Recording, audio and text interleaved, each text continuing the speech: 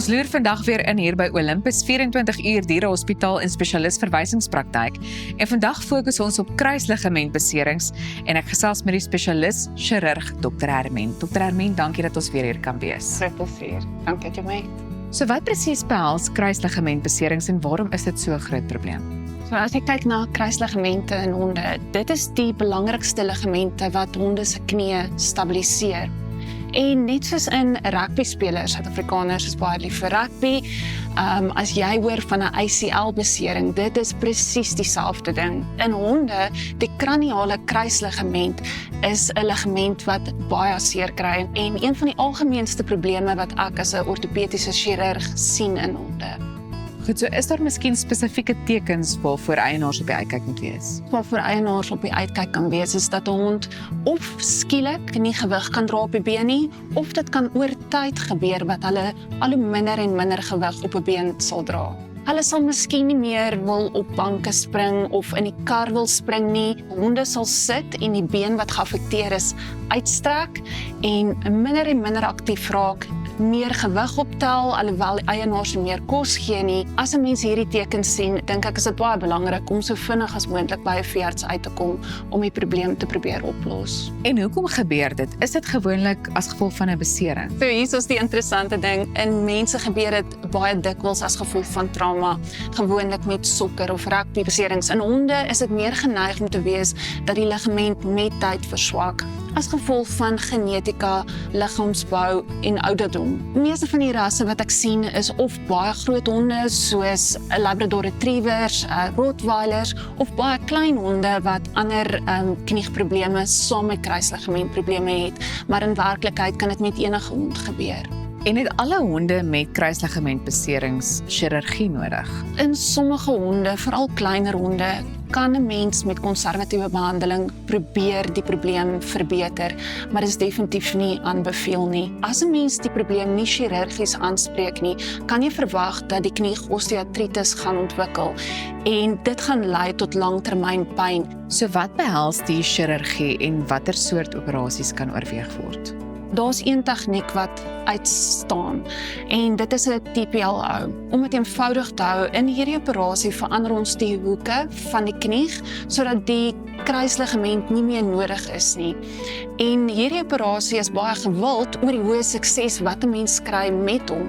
Gewoonlik bo 90%, veral as 'n mens die operasie vroeg doen. Ander operasies wat oorweeg kan word is 'n laterale mediese graad nylon en dit kan 'n mens oorweeg veral in kleiner honde. En hoe lyk die herstelproses na so 'n knieoperasie? Dit is nogal 'n groot ding. 'n Mens kyk na 6 tot 8 weke. Gedurende die 6 tot 8 weke moet die hond verkieslik baie stil gehou word. Gewoonlik op 6 tot 8 weke neem ons weer 'n ekstraal en ons kyk hoe lyk die knie en ons gee dan vir die eienaar raad oor of die hond kan aangaan met normale aktiwiteit. En hoe kan eienaars hierdie knieprobleme voorkom? So ongelukkig is dit nie regtig iets wat voorkom kan word nie. 'n Hond gaan dit kry of nie kry nie. Daar is goed wat 'n mens kan doen om die kanse te verminder dat jou hond dit kry. Basiese goed soos om 'n gesonde gewig te behandhaaf, ordentlike dieet. Ek dink die belangrikste ding is as 'n mens tekens sien van 'n kruisligamentbesering is om so vinnig as moontlik by jou veearts uit te kom. Dr. Hermien, baie dankie. Dit is altyd insiggewend om met jou te gesels. Baie dankie dat jy my gehad het. Nou ja, maak seker jy bly ingeskakel wanneer ons volgende week weer hier inloer.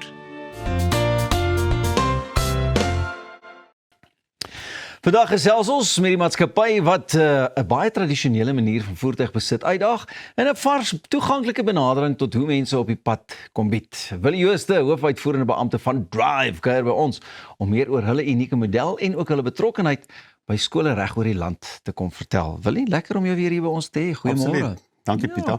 Kyk, ons almal het nou al daarom 'n goeie idee wie Drive is en so, maar ek is seker net as jy dink almal behoort nou te weet, dan is daar nog iemand wat nie heeltemal seker is nie.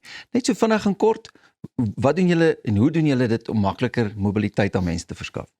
Die eenvoudige beskrywing is ons is 'n omvattende manier om mobiliteit te kan gee vir 'n kliënt. So dis 'n eenmalige betaling wat jy kry wat versekering, bande, onderhoud alles insluit en dis 'n 24 maande kontrak en jy kan elke 24 maande kan jy 'n nuwe voertuig ry. Nuwe voertuig kry. Jy moet net by daai reëls en bepalinge hou en sorg dat jy hom mooi oppas en dan kan jy weer 'n ruil maak. Hoe lekker is dit nie? Absoluut.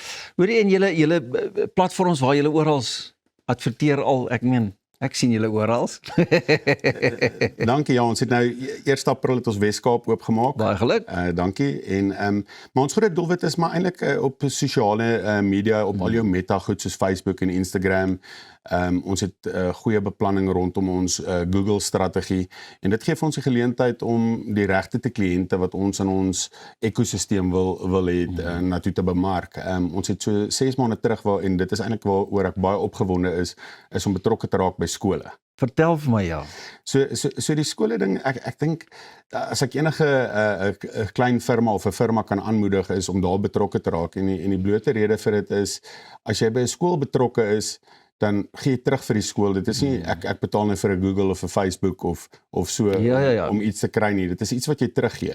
En dit is ongelooflik hoe dit verander het in kom ons in die laaste 12 maande. Wow. Skole het net van so 'n aard geraak dat jy kan soveel gee. Dit help met die skool se inkomste. Soos ons almal weet, die staat se begroting is raak Die kleiner. subsidies is nie meer wat dit was nie. Skole moet op toere gaan om jou idee te gee. Onlangs 'n paar rugbywedstryde waar ons betrokke was. In totaal was omtrent ek dink 50,000 mense. Ja. En ek dink die algemene 'n gevoel van ouens wat altyd die blou bulle en die URC daai goed. Ek dink hulle is bietjie versigtig nou. Nee, yesterday en ek moet vir jou sê, dis ook 'n lekker manier van om daai saadjie ook al te plant by jou jonger generasie om te sê maar wag, daar is ander moontlikhede want ek dink 'n ou het altyd groot geword, dis net wat se werk gaan ek kry, gaan ek genoeg geld maak, gaan ek alles kan bekostig. En nou sien hulle ook op so 'n klein junior manier al, daar is alternatiewe moontlikhede. Ek dink wat ons moet verstaan is dat in sekere gevalle van die skole dat die onderwysers begroting soek byvoorbeeld vir 'n skottelgoedwasseep vir swart sakke. En ons besef nie dit nie en ek dink ons fokus altyd op die kinders en ek dink dit is belangrik, maar 'n goeie onderwyser gaan 'n goeie kind en 'n gelukkige onderwyser dieselfde, né? Hoorie so op die digitale platforms, jy het nou gesê die Google en goeders, maar dis nou vir jou lekkerder as jy so by skole ook betrokke raak, want jy sien nie net 'n nommertjie nie. Jy sien daarom fisiese veranderinge en dinge ook, nie waar nie? Absoluut. Wat ons wel agtergekom het in die laaste ruk, skole stel kommersiële bestuurders aan en dit het nogal sy impak. 'n Skool moet eintlik maar soos 'n besigheid bestuur word. Hulle het, as ek die Engels kan gebruik, die real estate om 'n ou se borde en dis 'n goeie bemarkingsplatform. 'n Ouer wat sien jy's betrokke by 'n skool, stel belang in jou produk want hulle weet jy gee terug en dit is lekker. Dit is nie net vir ons nie. Dit is bietjie teruggee ook. Baie lekker. So al hierdie bemarkingsgeleenthede is wat hulle mos nou noem B2C, business to customer. Ja, ons is vir die laaste 5 jaar wat ons bestaan was ons baie gefokus op die individuele kliënt, die B2C, die business to customer. Ons stel nou vry in die volgende 8 weke gaan ons 'n B2B produk doen vir SMEs, vir groot firmas. So ek sal mense aanmoedig om ons goed dop te hou en want ek dink daar's 'n groot voordeel wat 'n besigheid kan kry daardeur. Dit begin nou amper klink soos hierdie tipe van as die dokters met mekaar gesels, as dit mos nou al hierdie formules so goed. So B2C is business to customer, B2B is business to business. Jong, as jy in van hierdie vergadering sit, die terme wat die ouens die nuutsteen is as hulle praat van vanilla. So dit is nou 'n nuwe ding en ek dink net altyd aan Rome as iemand dit sê. Hoorie, en Ross sê ook nou vir my as jy nou 'n oulike mens is of 'n cool of iets, dan sit your birthday of wat het sy gesê, something like that. Dan dink ek waar gaan dit? Dis amper soos hierdie kort teks afkortings wat hulle gebruik met die WhatsApps en dinge. Willie baie dankie en man, drive net vorentoe, sterkte ook en baie geluk met daai nuwe enetjie in die Weskaap. Sien uit na jou volgende kuiertjie. Bly ingeskakel. Arnold is net hierna terug met 'n bietjie sport en as ek julle was, kry ek so lank daai koppie koffie reg. Maak vas daai gordels want hier kom 'n ding.